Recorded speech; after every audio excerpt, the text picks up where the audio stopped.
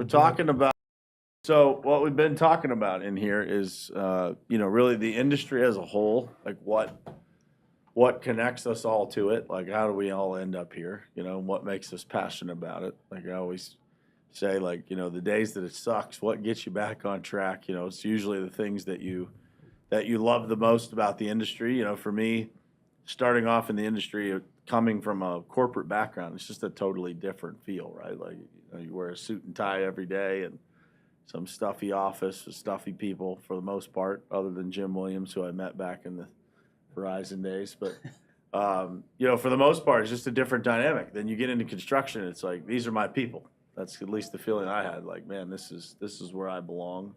Whether it's the team environment, that kind of team feel, if you played sports, or, just the camaraderie or feeling of belonging to a large degree for me. So what is it about the industry that, connects you to it? Like, you feel kind of part of it? What gets you out of bed in the morning to, like, go after it? What's the meaningful part of the work, I guess, and what is it that connects you to the industry? Yeah, I mean, for me, it was always, I never fell in love with construction as a whole, but I did fall in love with, the people that you meet in it, the challenges. It's more of a growth plan connected to an industry, right? So for me, it was, always working through challenges with it, because no day is ever the same. And then always supporting people in the industry or in our teams that, want to work, want to have good jobs, want to have somewhere to be proud of. So really creating jobs and, influencing others is, really what pushes me for the industry and trying to get better every day for it. Cool story, because you guys don't know this, but his company is called Red Sweater Renovations, and it's named after Fred Rogers, Mr. Rogers, the red sweater. Yep. And what's the reasoning behind it? So it was one of our core values. So when we started that, we looked at our core values when we made them, and being from Pittsburgh, it made sense. And it really, when we looked at the 40 employees that we have, it's like everybody that really sat in our company had this ultimate core value. And so, being from Pittsburgh, we put red sweater around it, the Mr. Rogers core value. So, it helps us attract the right people. And what's the idea behind the core value? It's a we got your back type thing, and always like be happy and help others. Yeah. Awesome, man. Awesome. How about you, Mr. Williams? What is it that lights you up about this industry? When I think about young people in our industry, like, you're a great example of that, man. Somebody that, in the trenches every day, figuring it out, all gas, Absolutely. no brakes, coming in on two wheels sometimes. Oh, yeah. But, you have a passion for the industry, and, that's what connects all of us, right? For sure. Like, there's going to be ups and downs through every day, every season, but what really connects us is the foundation of, like, what excites us, like providing for our families, providing for each other, sharing, the best practices that make our businesses better. What is it for you that stands out? It was funny. We were talking about this on the drive down here last night, and we spoke about this earlier, was I just had this calling, regardless of construction, was like to be a business owner to provide for families. So, I can go see, for example, I can go see our foreman, Dan, and I see him with, his wife and his kids or whatever, and it's like, to see him doing so successful, that was like my calling, apart from whoever, you know what I mean, my faith sent me, and I propel myself every day to do better and get more work and make sure they have a good life for each and every single person on the crew. So that's really what pushes me the most. I don't really know what it is about the paving aspect. I don't know if it's because it's always keep me going and I like to be high strung, but the true passion of seeing other people's life be so successful is plenty enough for me. So How many people you got now? we're gonna try to do. We want 15 this year, but Nice. yeah, if we can get it. So That's awesome. yeah, That's awesome. so we'll keep them all steady working and a good life. So Yeah. that's the plan. Mr. Rugg, longtime veteran of the industry. I'm interested to hear from you too, man, because I think I'm interested to see how maybe that connection to the industry or that passion for it, like, how has it changed over your whole career from the beginning to now? I don't know if it's really changed, because my passion's been the people. The first job I had, we worked with asphalt contractors that own asphalt plants. And you'd think, well, they're paving all these major highways, and they're down to earth people.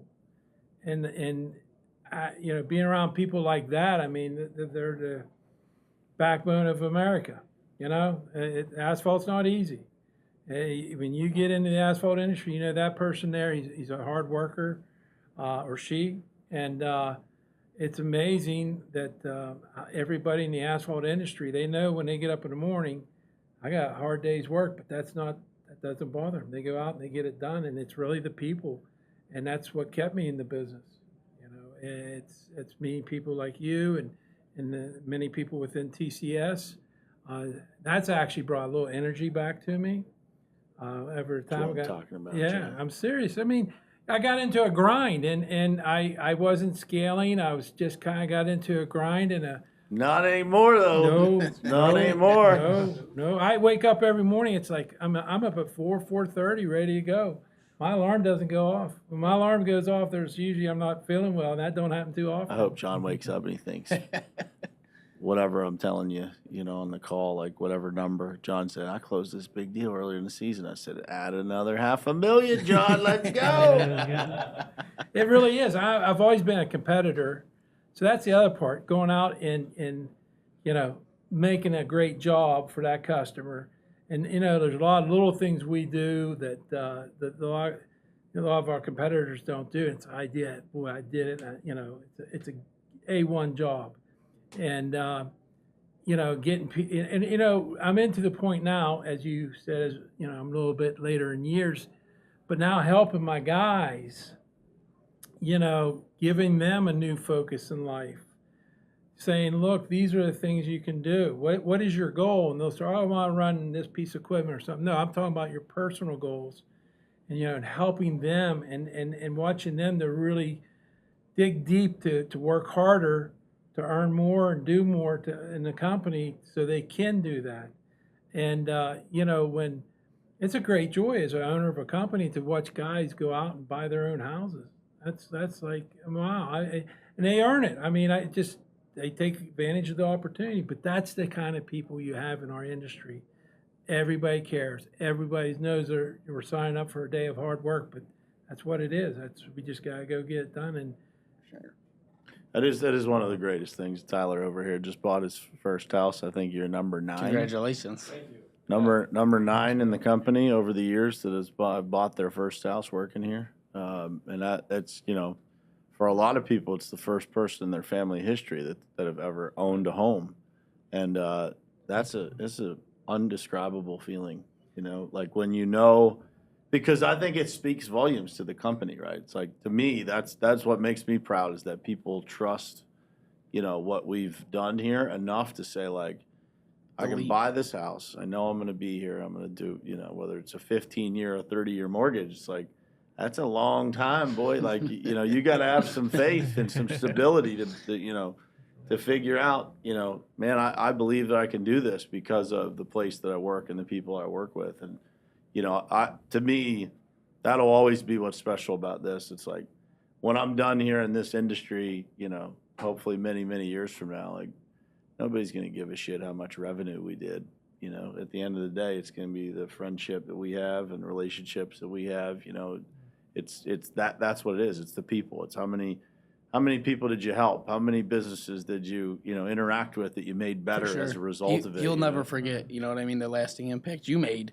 That he'll wire you with my first house with old Brian Hess because of how much good you brought to him. And how much he brought to the company. You guys probably met Tommy Roberts that's running around here. When we met Tommy, he was NC Pressure Works. He was pressure washing company that did some seal coating, and he just told me in there he's two paving crews, and he's talking to me about buying a mill and how to do it. And it's awesome, man. Those are the things that make it great. And there's just something about the hard day's work that goes into that. And like, for me, it holds a special place in my heart. My dad worked for U.S. Steel for 43 years, so all I ever saw in my life was hard work, right? Like sacrifice and hard work. And when we can build that, and what I'm passionate about at the pavement group is like, we take Wall Street to Main Street. Like, we take the customers that, you know, maybe a local company couldn't access all the time. Maybe they don't have, you know, the reach or the distance that company would want to be able to work with them.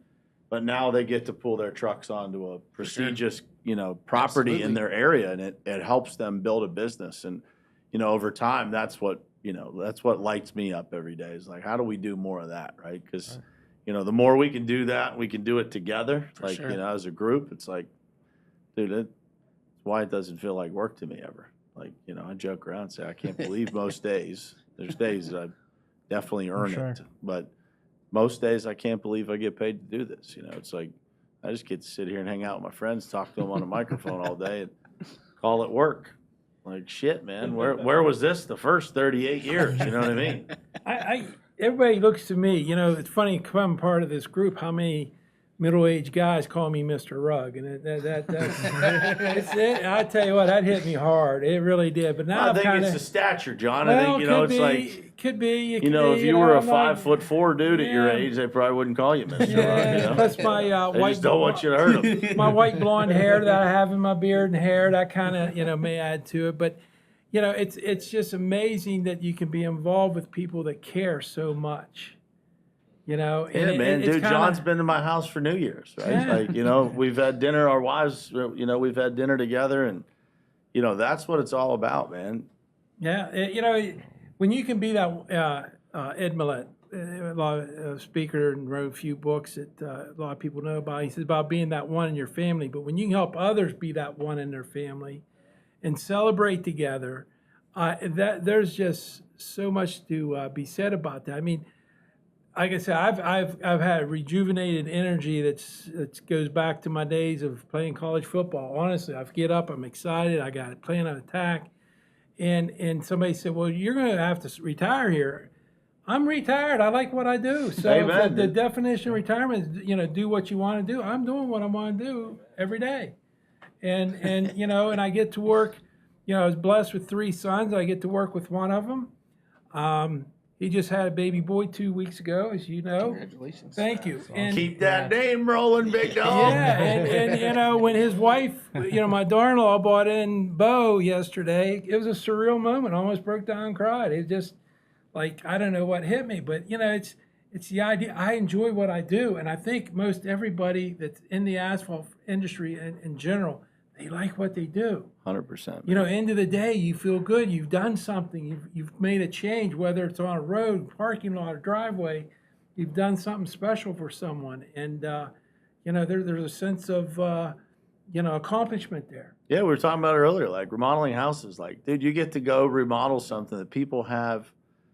You know, a family shares their most important moments at that dinner table or in that kitchen, or you know, babies are born and brought home into the rooms that you touch. It's like, there's just something, because that's the people part of this. Like, the construction is the construction. Like, dude, you think the guy that built this joint knew all the shit that was going to happen in this room? Not a chance. Not a chance, right? But now he gets to come back and look and say, like, wow, dude.